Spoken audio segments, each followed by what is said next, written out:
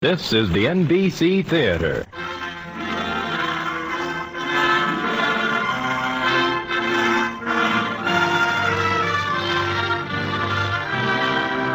From the NBC Theater in Hollywood, an hour-length adaptation of one of Graham Greene's most compelling entertainments, the novel England Made Me. The dramatic version is by George Lefferts of NBC. And at intermission, we will bring you a commentary by the noted author, actress, and Broadway producer, Margaret Webster. Miss Webster recorded her commentary in New York earlier this week.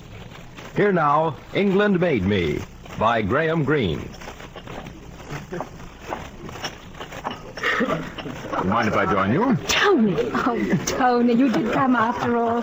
Tony, darling. Now, look, people would think we're sweethearts instead of brother and sister. Let them think anything. I was beginning to think you wouldn't come. I didn't believe you were in Sweden anyway. Well, I would have been on time, Kate, but it wasn't my fault, honestly. I was, no. You don't believe me, do you? You haven't changed a bit. Let me see you. Tall, broad, impeccably dressed, of course. In your only suit, probably. Well, my baggage was lost at sea. Every waitress in the room envies me. What's that tie you're wearing? This, Harrow. But you were thrown out of Eton. Yes, I promoted myself. It does no harm, socially. Same old Tony. Well, you know, you're looking well, Kate. Nobody dreamed you were 33. When are you going back to London? Well, as a matter of fact... You've lost your job. How did you know? It's because we're twins. Well, you're a half hour older. Still, I can read your mind. Well, it wasn't suited to me, Kate, really. I had to work in a stuffy old office keeping books. How much money have you got? The truth? The truth? Not a sou. Didn't you get a week's pay?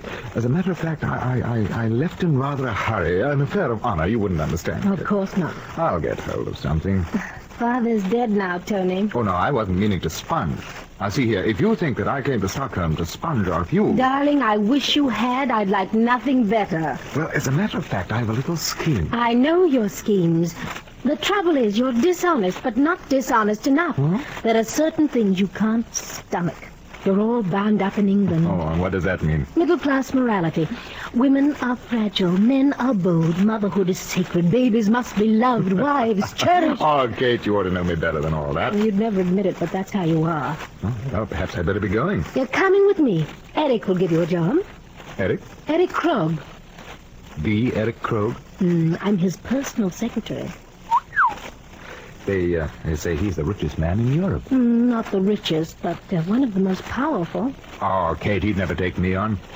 If you must know, my dear, I have no reference. You said you'd resigned. Yes, it wasn't quite like that. Oh, well, it doesn't matter. Oh, does Krogh think that much of you? Yes. Look, darling, here's an address. Be there at 5 tonight. I'll need a few bob for supper and freshening up. Here are £5. Get yourself a room in a good hotel. Oh, thank you, Katie. I shall repay you, you know. Yes, Tony, in tears, most likely.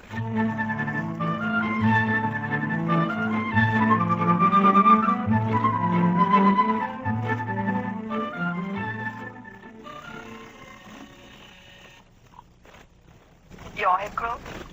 When Miss Farrant returns, have her call me at the English legation. I'm having tea with Colonel Gully. You're Herr Krogh. Ask the doorkeeper to bring my car around. You're Herr Krogh.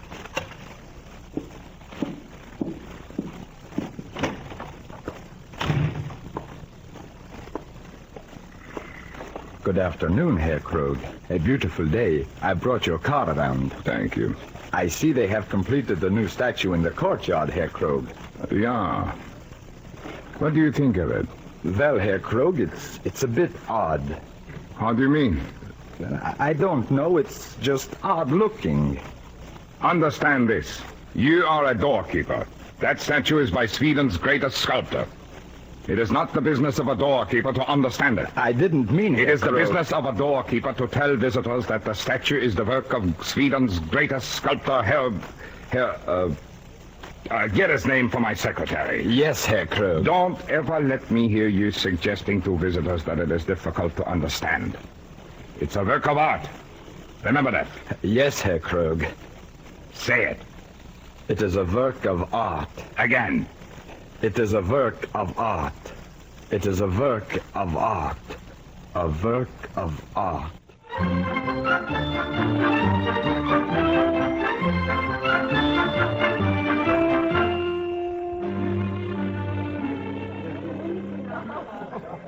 Another drink, Herr Krog? No, thank you, Colonel.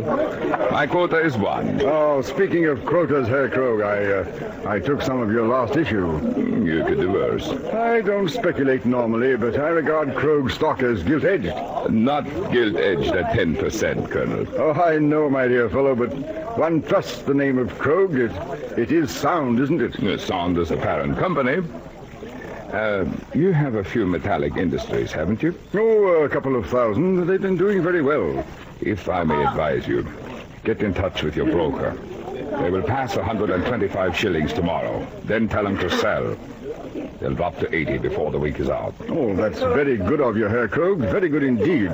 Now, if only every stock was as sound as Krog. Excuse me, sir. Well? A phone call for Herr Krog. Oh, take it in my library, Herr Krog. You'll be alone there. Thank you.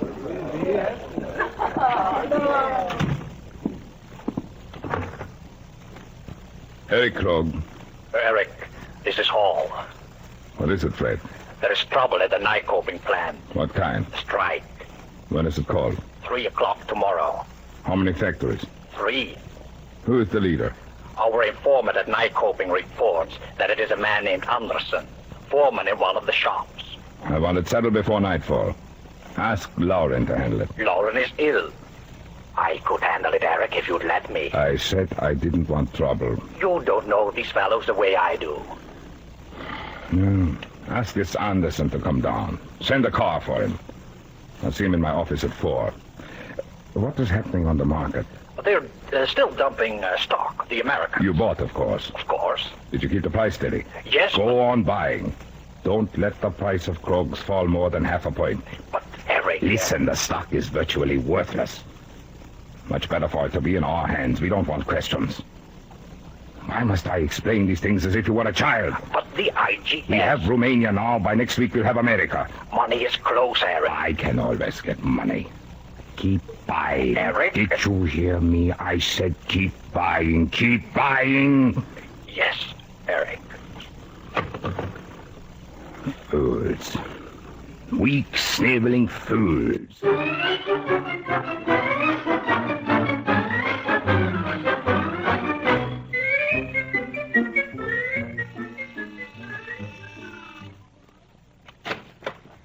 You're late, Tony. Well, it can't be helped, Kate. I was caught in a traffic jam. There's no traffic jam. Where were you? Oh. Well, the truth is, I met an Englishman, nice old fellow, traveling with his wife and daughter. He noticed my school tie and insisted that we have tea. How old was the daughter? About 19. What's her name? Pemberton. Lucia Pemberton. And I suppose you're going to see her again? Well, as a matter of fact, I did promise to show her the sights this evening. You were going to dine with me. Oh, now, Kate, do be reasonable. We'll see each other often. Oh, this poor girl is going back to London in a week. Oh, all right, Tony. Eric isn't here yet anyway. Is this Krog's place? Yes. Yes, I thought it was a bit too swank for you. Rosewood paneling. Very nice. I don't know what's delayed, Eric. Are all these books his? Yes. Does he read them? No. What's through there? His bedroom. What's that other door? My bedroom. Oh. Look at this closet, will you? He must have 100 suits. And those neckties. Do you like them? They look like dead tropical fish. I wouldn't go near one. Who buys his suits? They're sent up in loads each month. No fitting? No, he won't have them. He's a shy man. Eric Krog, that's hard to believe. It's true. I say, what a joke it would be to take him in hand. Clean out all these ties, teach him to drink and to laugh and to make love. Let him alone. Oh, I'm sorry. I didn't know he meant anything to you. Well, Kate, he won't have me. I'll have to borrow my fare back to England. Don't talk like that. Do you know, Kate, I never met anyone like you. Blood must be thicker than water. How you'd hate me if I weren't your brother. No, I shouldn't. I'd come back to London and live with you in a moment if you'd ask me. It would be just like the old days, Tony. Remember how we used to share our secrets? That's Eric. Oh, that must be Eric. Hello, Kate. I'm glad to see you. Oh, you have someone. This is my brother, Tony, Eric. I told you Yes. I'm pleased to meet you, Mr. Ferrand. We must have a talk one day, but you must excuse me tonight. I'm very tired. I've had a difficult day. Yes, of course. Well, I'll be pushing along to my hotel. Nice of you to invite me up, Kate. I'll call you tomorrow. Eric, I was thinking that you might find a place for Tony. Some other time, Kate. I'm very tired. Good night, Mr. Farrand. Good night, Mr. Krogh.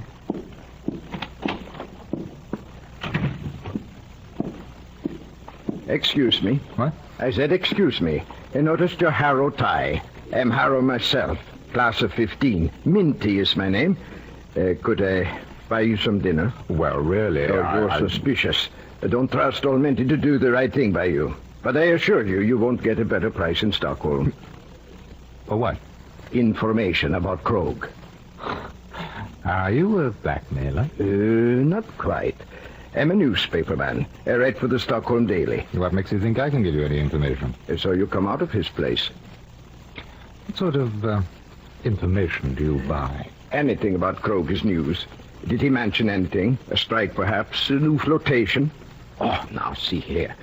I'll give you 50-50 on any story I write. A good story can make you 50 pounds. Are you a friend of his? 50-50, you say? For a good story, I may be able to get the money in advance. Are you close to him? Well, as a matter of fact, I'm to work for him. Ah, doing what? Confidential. Oh, that's fine. We'll work together then, right? You can trust old Minty.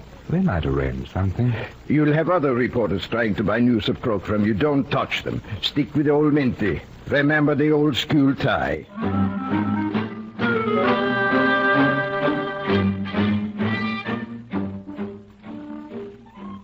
You weren't very nice to my brother, Eric. I'm tired. We've had trouble. What trouble? There was to be a strike. I managed it. How? I saw the leader, a man named Anderson. I managed it as well as Lauren could. I told him a joke and asked after his family, gave him a cigar. He talked about his son who works in our bearing plant. What else did you give him? I gave him a guarantee that wages in America would not undercut wages here. That's not true, is it? Of course it isn't true. I didn't put it in writing. He trusted you, though.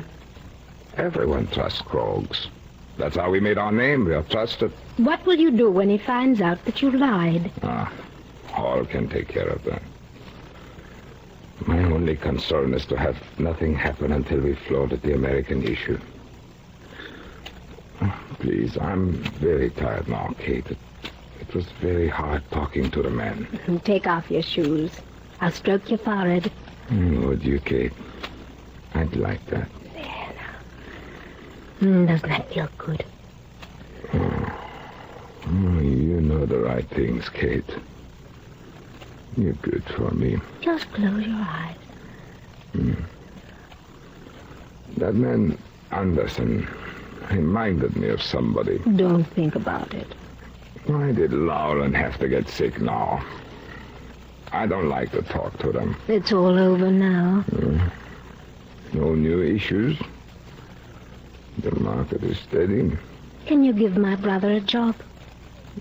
What's he good for? He wins stuffed tigers in the shooting booths at amusement parks. Aside from that, he's good for nothing.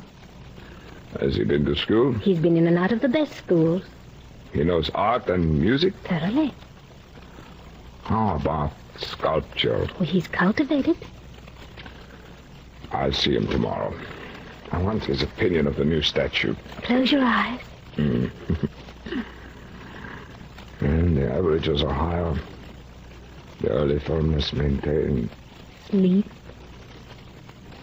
The stock is sound. Sleep. And the closing prices. Sleep, you. Tomorrow, perhaps, you'll see my brother.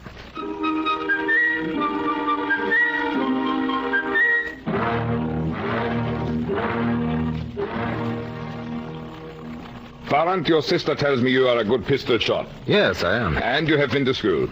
Where? Eton and Harrow. Have you studied the arts? Some. Look out the window. Huh? What do you think of that statue? It's dreadful. It's by the best sculptor in Sweden. And I'll take the Edgware Road. The best critics have all told They're me... pandering to you because you're rich. You think so? I used to do it myself. What do you think of this ashtray on my desk? That is fine. You're tricked. It's by the same sculptor. He's good at knickknacks. You should not have given him that marble to play around. But the critics said What the devil do they know? Who buys Krogh's hardware? The critics? No. Who knows a good machine tool from a poor one? The critics? No, the common people. You ask them about your statue. The doorkeeper didn't like it. Give him a promotion. You're a very outspoken man, Mr. Farron. Well, you don't impress me as a man who likes deceit. You're right there. Do you know music? The opera? Some. I go to the opera once a week. I don't understand it. But people ask me questions. What did you think of it, Mr. Krog? How did you like the aria? I don't know what to say. Would you know what to say? I certainly would. You want a job, Farron? Mm-hmm. I want a companion and personal bodyguard. I've been thinking of it for some time. Yesterday my car backfired and I began to think how defenseless I am against my enemies. Enemies? I'm opening an American company. We will corner the market with a new bond issue. But my competition is ruthless. And you want me to protect you? You'll be free as long as I'm in the office. I shall expect you to attend the opera with me. Tell me what to say. You will read the latest books, especially poetry. When do I begin? Tonight, at the opera. Well, I had an appointment with a girl. Cancel it. But you're working for me now. Cancel it. Very well. I'll need some money for a white tie and tail. Your sister will furnish them. Oh, Mr. Farron. Yes. Understand one thing. When I buy hire a person, I demand undivided loyalty, 100%. Is that understood? Yes.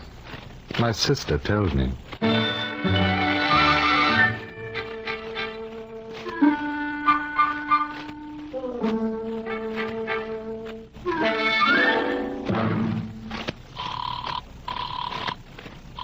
Hotel Central. Connect me with Mr. Pemberton's suite, please. Hello? Lucia? Yes. This is Tony. Oh, I suppose you forgot our dinner engagement. No, I didn't forget, but I've just been given a rather important post by Krog. I have to be with him this evening. Oh. What about tomorrow? Oh, no, I'm afraid Father's planned a tour. Day after? No, that's no good either. Mother's got tickets for something. I'm afraid it's no good, Johnny. We'll be gone next week. Well, come out and meet me right now for a few minutes. On the North Bridge. Do you mean that? Yes, of course I mean it. I want to talk to you. Will you? All right. 10 minutes.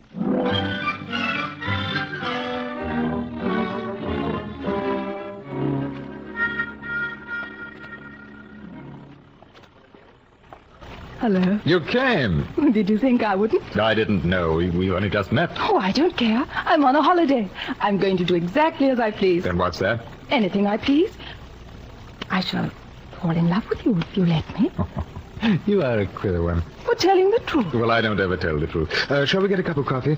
You see, I have to meet Krog for the opera in about half an hour. Oh, what's your job? Bodyguard and guardian of his ego.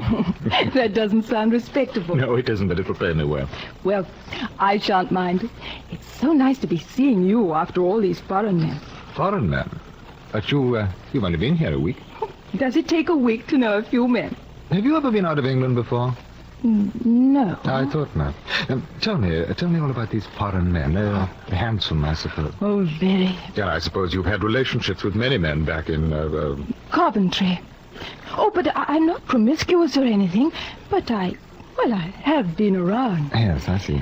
I believe in freedom, not relationships, just experience. Do you know, child, that you haven't the faintest idea what you're talking about?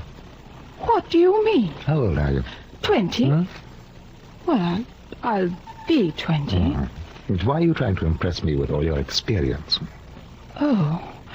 Well, I thought, being a man of the world, that you'd prefer a woman of some experience. Well, I prefer you just as you are. Skinny and fresh and untouched. Come on, let's go get some coffee. Well, I don't want you to think I'm completely naive. Perish the thought. I've been in love twice. In, Coventry? Once at Coventry, and once at Wootton-under-Edge. Wootton-under. I see. What do you think about love? Oh, it's good for one. Providing one isn't promiscuous. Would you like to love me? Oh. Well, I wouldn't want to chain you down or limit you. Oh, darling, you are wonderful. Why do you find me amusing? No, I find you charming. Come on, here's a shot. How old are you, Tony? 33. Oh, somehow I thought you were older. Yes, I age very quickly. It is good for one, isn't it? What? To fall in love once in a while. Tell me, how long is it since Wootton under Edge? 6 months. Would you say I'm being promiscuous? No, darling, I'd say you're the first breath of fresh air I've drawn in 10 years.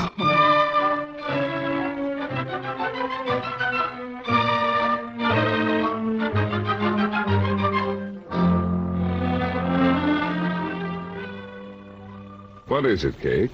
You look worried.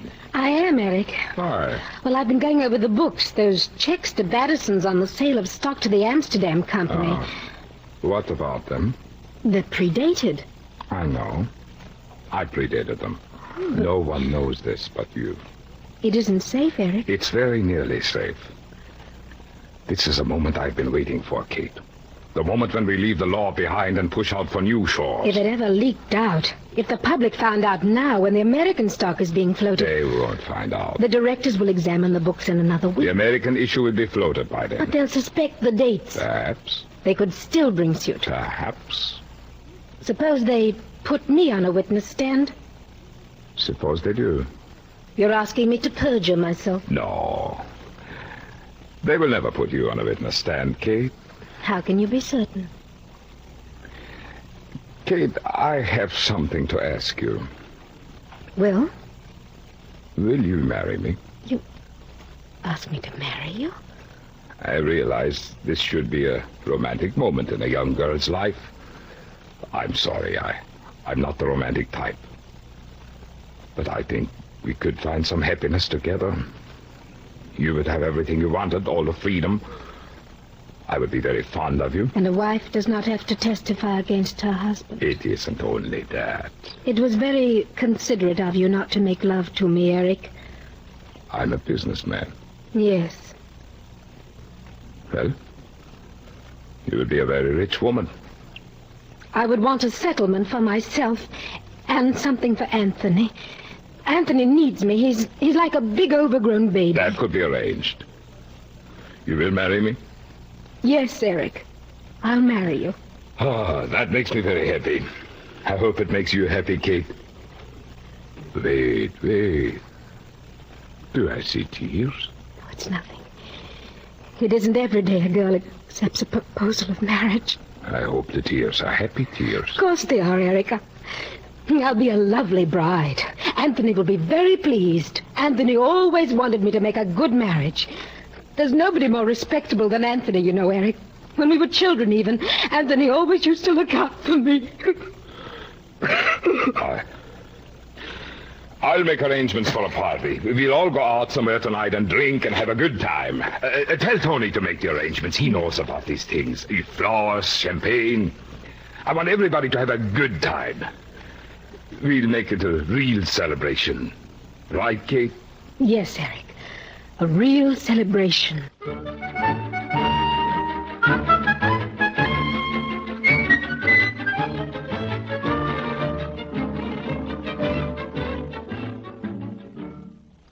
Oh, I didn't hear you come in, Kate. I was just glancing over these books on your desk. Very interesting. Let's see, what's the matter? Congratulate me, Tony. I'm going to be married. Aren't you happy for me? Are you serious? Of course, darling. You always wanted me to make a good marriage. I'm marrying Eric. You can't mean that. But I do. It's all set. He wants you to arrange a party. That's suicide. I thought you'd be happy for me. Oh, Kate, listen to me. You don't care for Krog. He's nothing but a meal ticket. He won't be that for long. What makes you say that? These books. You have no business... I couldn't resist a peek. Look, Kate, I've been juggling books all my life. I've been sacked 20 times for it. And I know a phony deal when I see one. Hush now. You won't get away with it, Kate. Eric knows what he's doing. Do you, though?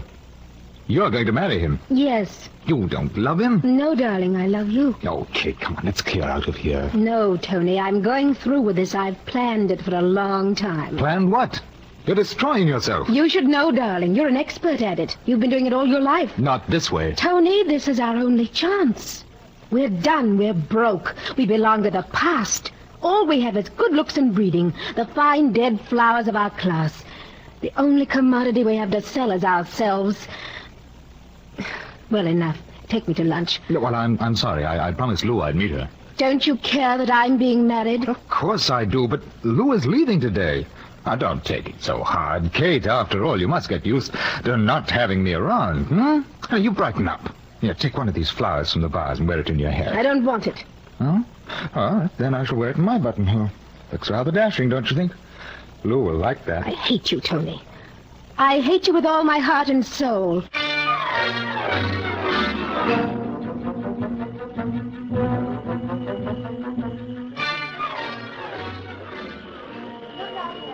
I'm sorry to be leaving, Tony. I'm sorry you're going. It's been so wonderful. I mean, you're taking me around and showing me the sights. And making love to you. And making love to me. Well, I knew it wouldn't last more than a week, but, well, I told myself it wouldn't mean anything to me. And Did it? yes, Tony. I'm glad. But it mustn't. Well, I mean, we'll never see each other again, probably. No. Oh, Tony. Tony, kiss me. Well, look, your father's watching. Oh, I don't care. Oh, please, please, Tony. Oh, Tony. Lou, Tony. What? I'm going to chuck the job. Crooks? Yes, it turns my stomach. I'm going back to England. Oh, you won't. Yes, I will. Oh, Tony. It would be a relationship. Oh, I don't care. I want a relationship. Will you meet me a week today in Coventry? Oh, Tony, do you mean it? Yes, where can we meet? Well, now, there's a little cafe in High Street, the Moroccan. You can't miss it. It's on the same side as Woolworth's, but it's nearer the post office. Oh, Tony, I'll be there at tea time a week today. Well, I'll be there. Oh, Tony, I'm afraid. Suddenly, I'm afraid. Of what? I don't know. I haven't let myself think about it till now, but what will I do if you don't come? I'll be there. I promise. Oh, there's your train. Oh, kiss me again. Yeah. Goodbye, darling. Goodbye, Tony. A week today. The Moroccan on High Street. I love you. What? I love you. Oh, Tony, I love you too.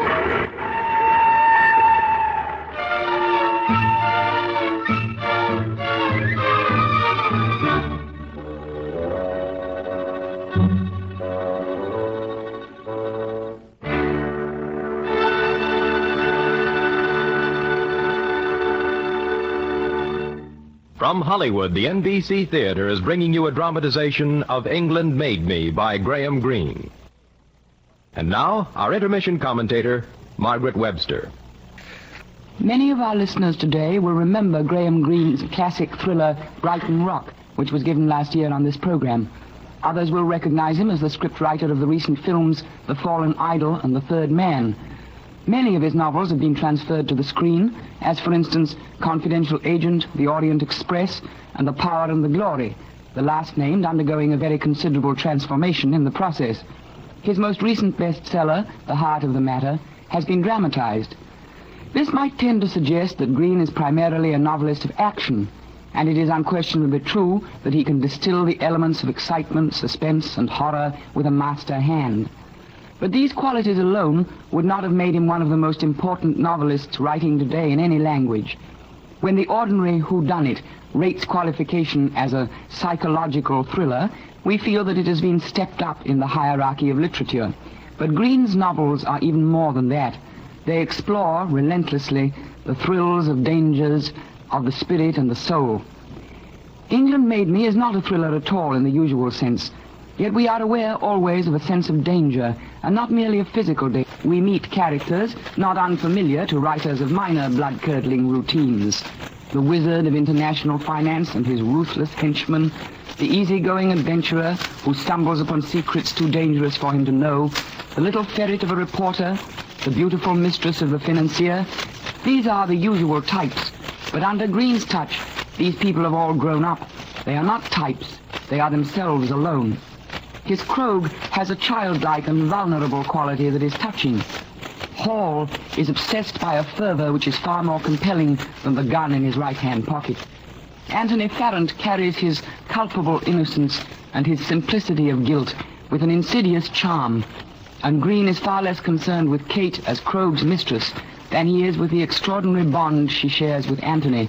the profound and twisted cords which link the twins, the shared perceptions, the reluctant clarity of understanding, the painful, inescapable love. We walk in danger, Green says, danger from within. Hell lies about us in our infancy, as well as heaven. We feel our way through a jungle filled with hidden perils. The outward semblance of the jungle in this particular book is civilized enough, and Green, with his reporter's hand and camera artist's eye, brings the city of Stockholm more vividly alive to his readers than a whole handful of guidebooks.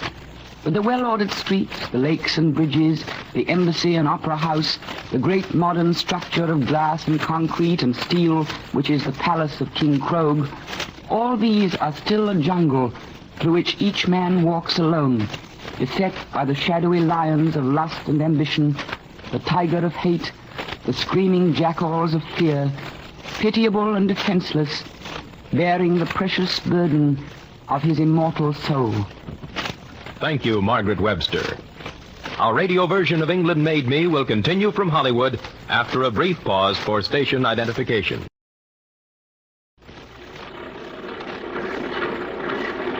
Anderson, I have a message for you from Plant 4. What is it? Your father. What about him? He's sick. What? They fired him and he became angry and had a stroke. They fired him? But that's impossible. The plant manager framed him. He got some stooges to swear that your father was a degenerate. Where is he now? At the Mercy Hospital. Take my machine car. Where are you going? I'm going to see Herr Krog in Stockholm. Are you crazy? Herr Krog doesn't know about this. He made promises so my father would call off the strike. He gave him a cigar and he asked about me. They were very friendly. Anderson, you're asking for trouble. You can't trust Krog. Krog was one of us once. He'll do something about it, you'll see. Take my machine.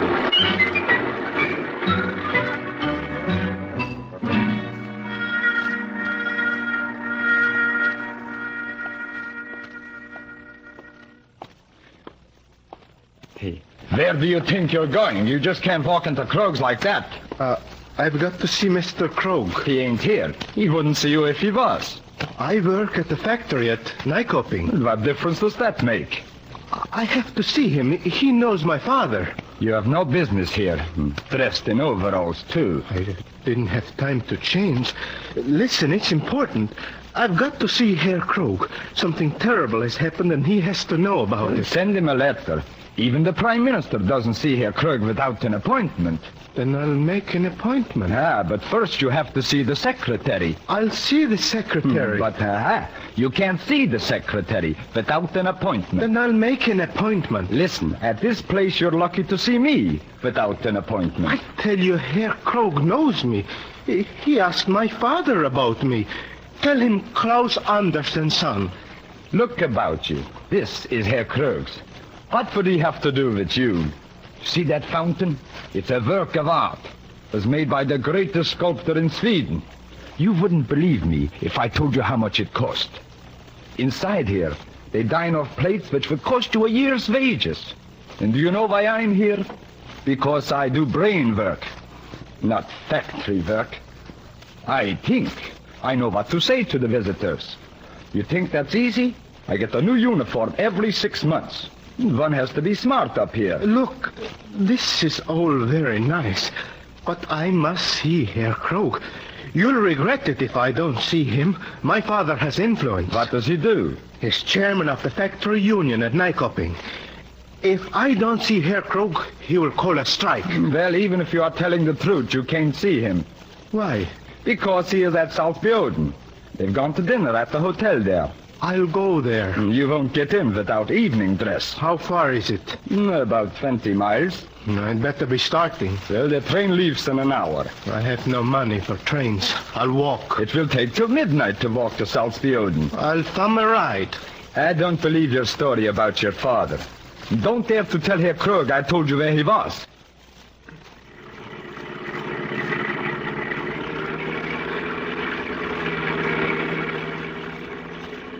Don't drive so fast, Tom. I want him to drive fast. I feel good tonight. Yeah, the American issue is underway. The strike never came off. I want everybody to have a good time. Tony, did you telephone for reservations? Yes, Plenty of champagne. I told him. Eric, look out up ahead. There's a young man in overalls standing in the road. He seems to be trying to get a lift. Oh, why doesn't a fool get out of the road? Let's give him a lift, Eric. This is a lonely road. Strangers make me uncomfortable. Besides, we're in a hurry. Keep going, Fred. That should teach him to stay out of the middle of the road. You know, for a moment there, I thought he looked familiar to me. Well, too late now.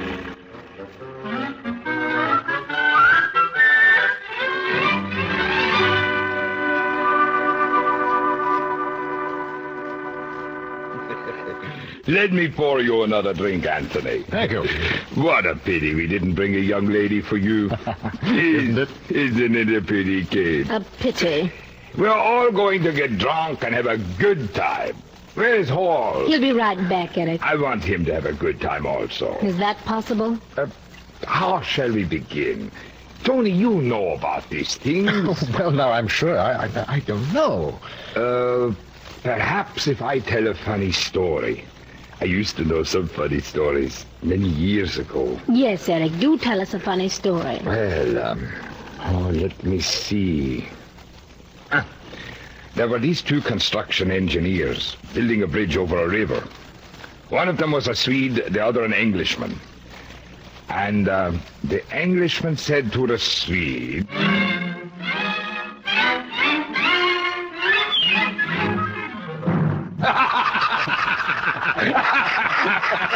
What do you think of that? What about that, Fred? Oh, that's very funny, Eric. Now you tell one, Fred. Let's all hear Fred Hall tell a funny story. Excuse me, Herr Koch.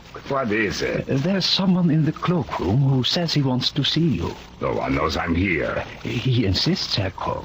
Tony, go out and see what the fellow wants, will you? Yes, Eric. I'll be right back. Now tell your story, Fred. Everybody, listen to Fred's story.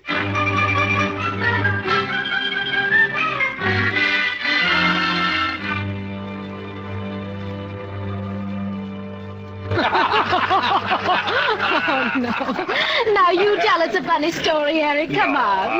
Well, let's see now.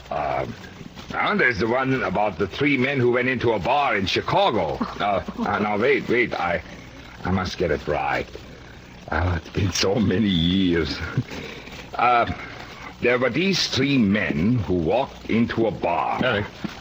What is it? The fellow outside who wants to see you is named Anderson. Old Anderson here? No, this is a young man. He says you know his father.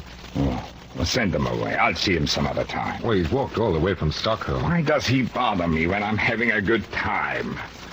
Why can't I ever enjoy myself without this? He said his father was fired.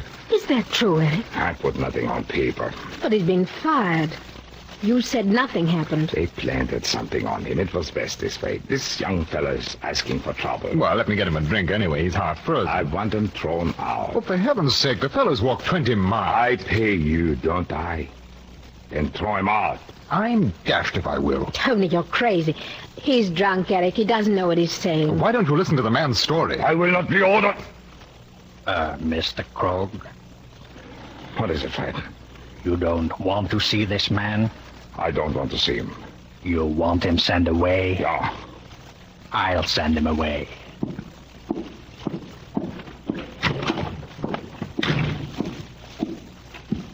Are you young Anderson? Yes, I wanted to see Mr. Krog. He doesn't know my father has been fired. The shock made him sick. I know that Mr. Krog is very busy. Go away. But you don't understand. I said go away. But I do... Go away. Why do you strike I me? said go away. Please tell Mr. Krog. I don't understand. Oh, this will help you. Please don't kick me.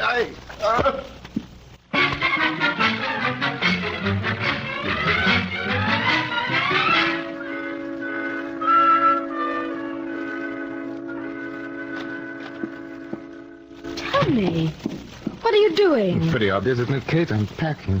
What for? Going back to England. Why? I've had a bellyful. You're right, Kate. I'm dishonest, but not dishonest enough. There's some things I just can't stomach. Such as? Oh, such as the beating they gave Anderson last night. Why? Why did they beat him? I'll tell you. Because they can't stand facing their own handiwork, their own guilt. Oh, yes, it's fine when Krog moves these people around from his desk. He doesn't have to look at them. But when it's reduced to one man, one human being, and he has to look in that man's eyes, all he can see is his own shameful image. And he has to destroy that. That's a long speech. Yes, well, I meant every word. And if you had any guts, Kate, you'd clear out too. I only worked for him. But you're going to marry him. Just how do you propose to clear out? Do you have any money? Oh, well, no. As a matter of fact, I counted on you to advance some. What makes you think I will? Well, it would only be a loan of £50 or so. I suppose you're going to join that girl, what's her name, Lucia? Yes, that's right. What about a job? Well, something will turn up. It always does. You could keep this one. You could stay here. Tony, in another week you'll forget this Yes, girl. I know I would. That's why I'm clearing out now. A sister's handicapped, isn't she?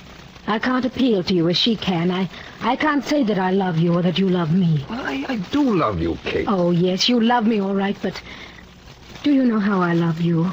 Do you? Kate, put down that letter rope now. I'll show you how much. Like this, Tony. You little fool, you put that thing down. Tony, did I hurt you? Oh, I didn't mean to hurt you, Tony. I'd never forgive myself. Oh, you only scratched my arm. You might have hurt me, though. I'm sorry, Tony. The devil got into you. I don't know. I just wanted to hurt you. I don't understand you, Kate. No, you won't let yourself. Look, what about the money? No. Oh, Kate, be reasonable. Reasonable? Is it reasonable that you should go away and leave me here to spend my life with that fat pig? Is it reasonable that some skinny nothing of a woman should have you to herself? Oh, Tony, don't you understand? You're my hope, Tony, my salvation. That's no way for a sister to talk. Now, for the last time, will you give me the money for my pass? No. Is that clear? I won't. All right, Kate. I shall have to get it somewhere else. There is nowhere else. Oh, you forget. I know a great deal about our Mr. Krog. Be careful, Tony. I'll go to Minty and sell him a story. Tony, you're too innocent to live. Krog can't afford another strike until he's through with the American deal. There's Anderson. And then there's the sale of the Amsterdam company to Batterson's. You wouldn't do it, Tony. You haven't the courage. Krog would kill you if you breathed a word to anyone. He wouldn't know. Unless you told him. He'd find out. Oh, Tony, I know you better than this. You aren't going to risk your life for this cheap little girl. You're too selfish, too cowardly for that. You're like me, Tony. We're the same. You refuse me the money? I know you too well. You'll stay here. We'll have grand times together. I'll be rich when I've married Eric. Admit it, Tony. Admit you don't want to throw everything over now. We're two of a kind, you and I. I'd like to finish packing, if you don't mind. All right, Tony. But you'll come round. I know you will.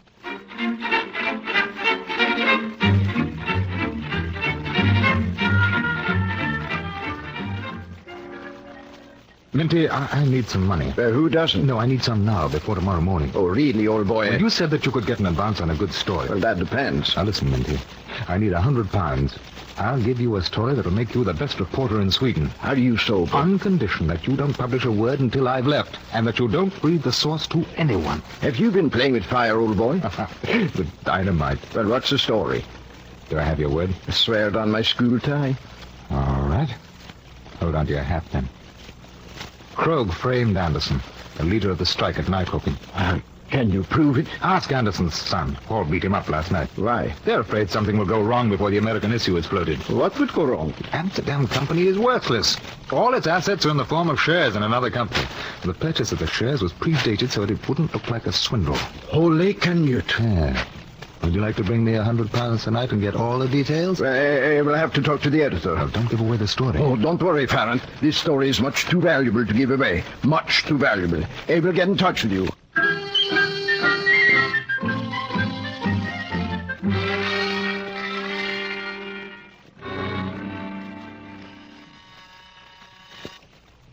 Kate, would you come in, please? Yes, Eric? What's the report on the American issue? Well, everything's quiet so far. We should have it floated in another 2 days. Oh, good. Fine. Oh, by the way, where is Tony? I don't know. Hasn't he been here? Not yet. I wanted to talk to you about Tony, Eric. Oh? He wants to go back to England. Really? He's got a girl. Well. You don't understand, Eric. You can't let him go. Why don't you want him to go? Because he's a fool. Yeah, I suppose he is, but that's none of my concern. You could keep him here. He has no money. Why should I? For me. I hardly think that's a reason, Kate. All right, then. For all our sakes, including his. I don't follow you. I said he was a fool, Eric. Maybe he knows something. Does he? I don't know, but he might. He's been poking around. He wouldn't dare to talk even if he did. Here, no. But in England, who knows? You've got to keep him here, Eric. Another week and he'll forget all about this girl. I know him. He has no spine. How would you suggest I keep him here? You've done things like that before. You could frame him, I suppose. That would be painful for you, too. Not as painful as losing him. Perhaps we could do it more simply. I will leave it to you to get your brother here for dinner and cards tonight. Invite Colonel Gully and Mr. Hall.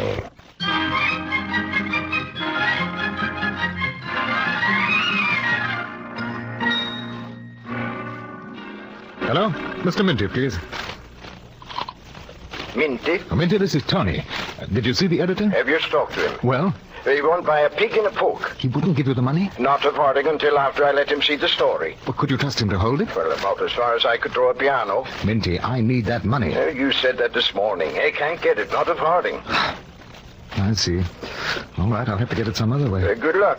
If I clear the country, you can print the story and send me the money in England. We'll do that. Sorry, old boy. Yeah, well, thanks for trying. Oh, not at all, Parrot. Anything for a fellow Harrovian.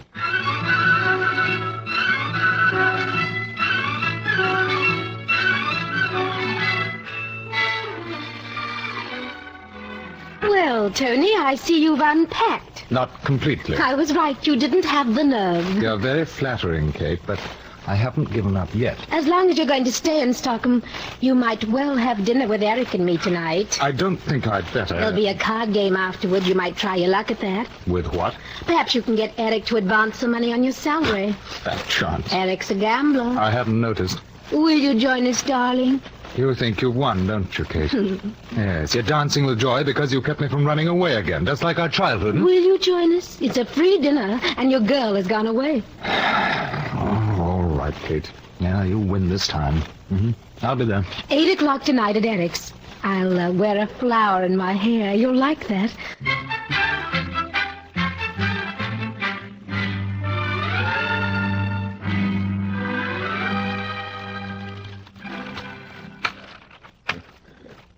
That puts you in my debt for a week's salary, Anthony. Oh, the gods aren't with me yet. They'll come round. Would you like to continue? I would. Your deal, Hall.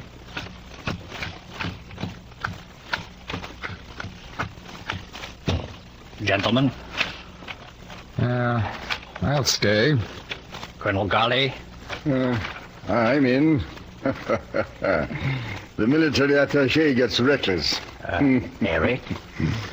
I'm out. Miss Farron. I'll stay out this time. Cards, gentlemen. I'll have 3. The military art of camouflage. 1. I'll double and take 1.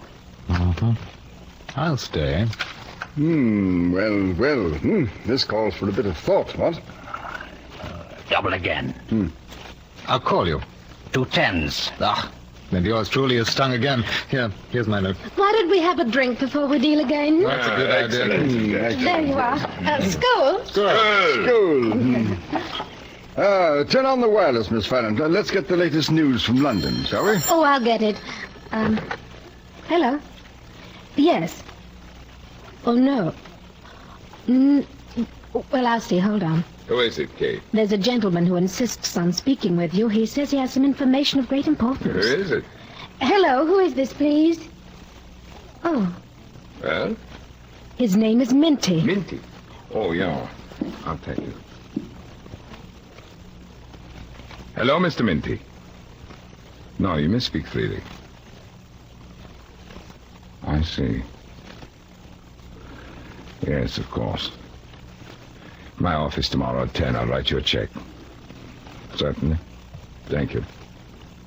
Of course, I appreciate it. Good night. Anything important? No, Kate, nothing important. Just a friend of mine who works for a newspaper. He's on my payroll. Whenever somebody sends him some scandal about me, I buy it back for twice the price. What's the matter, Farrant? You look pale. Nothing. It's Carol Depression advancing from Iceland. And here's a bulletin from the palace. Let's get some music. Turn it off, King has Kate. signed the new legislation. Let's play. It's your deal, Mr. Farron. I'm out. I've lost too much already. Eeny, meeny, miny, mo. Stand behind me, Kate. Bring me luck.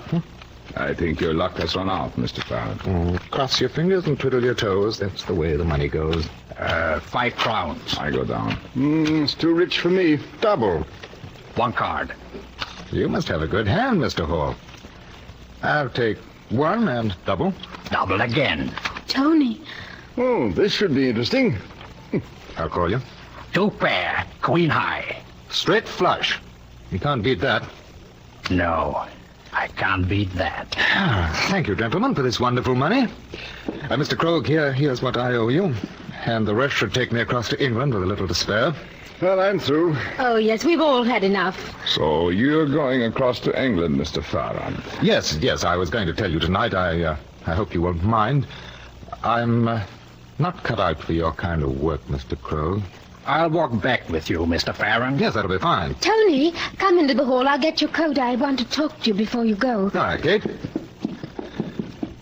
Well, hello, girl, you've lost after all. Tony, you've got to get out of here now. What? That phone call from Minty. You gave him some information, didn't you? Yes? Tony, they'll kill you. Well, in an hour I'll be aboard a boat for England. Don't go out with Hall. Oh, don't be ridiculous. I can handle her, Mr. Hall. Tony, please. Coming, Mr. Farron. Here's the lift. Yes, coming, Hall. Goodbye, Kate. I hope you and Crow will be very happy together. Tony.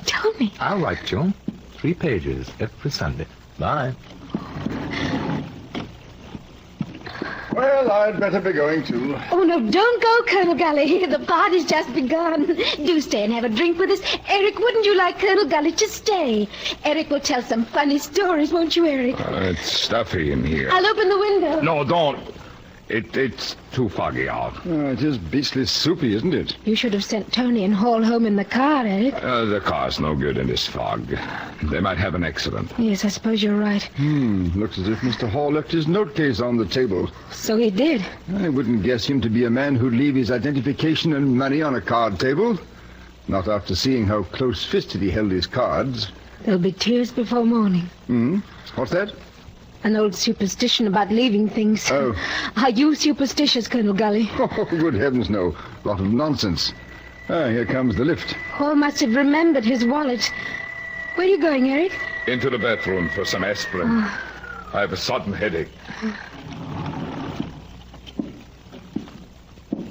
I left my note case. Where's Tony? I left him. He should have reached his hotel by now. It's just a few steps round the lakefront. I don't think he has reached it yet. I'll give him a call. It must be slow going in this fog. I just want to talk to him. We never had time to say goodbye, really.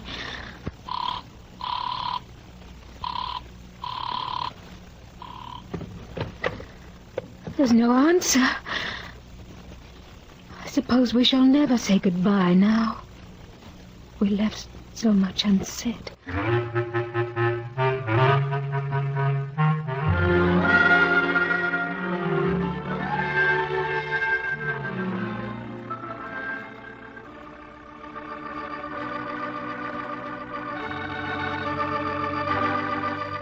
Services are almost ended, Colonel Gully. I'll stand here near the door.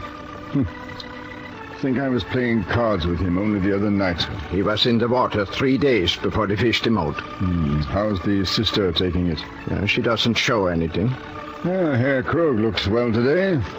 He ought to. The news floated the American stock issue. Minty, have you heard what people are saying? What? That Farrant didn't just walk into the water in the fog. I've heard rumors. What do you think? I don't allow myself to think, Colonel Gully. People are better off if they don't allow themselves to think. And the service is ended now. Oh, here they come. Oh, Miss Farron. What is it? I'm a reporter. Have you any statement for the press? About what? About your wedding to Herr Krog, of course. The wedding is off. Would you care to say why? No. Would you like to say something about your brother? Anthony was a thief, like the rest of us, but not quite clever enough. We're all thieves, aren't we, Mr. Minty?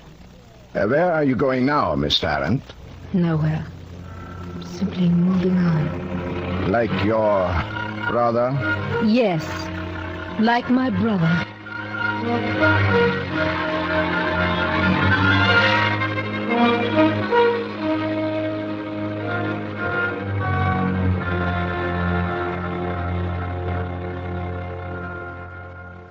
You have been listening to England Made Me, an NBC Theater production of the novel by Graham Greene. Be with us at the NBC Theater next week for a dramatization of Christopher Isherwood's poignant and highly significant novel, Proter Violet, and the following week for Elizabeth Bowen's A House in Paris.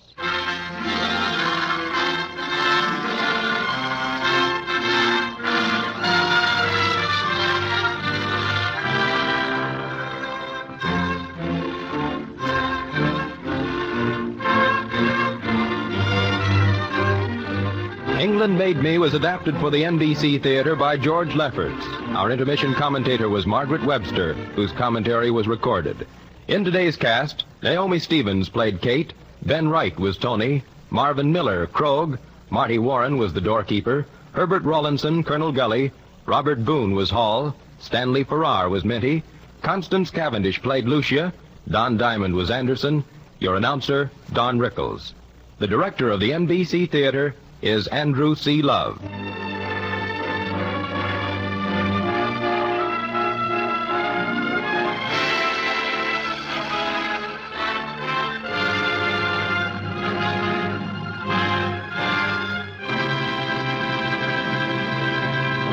This program came to you from Hollywood. This is NBC, the national broadcasting company.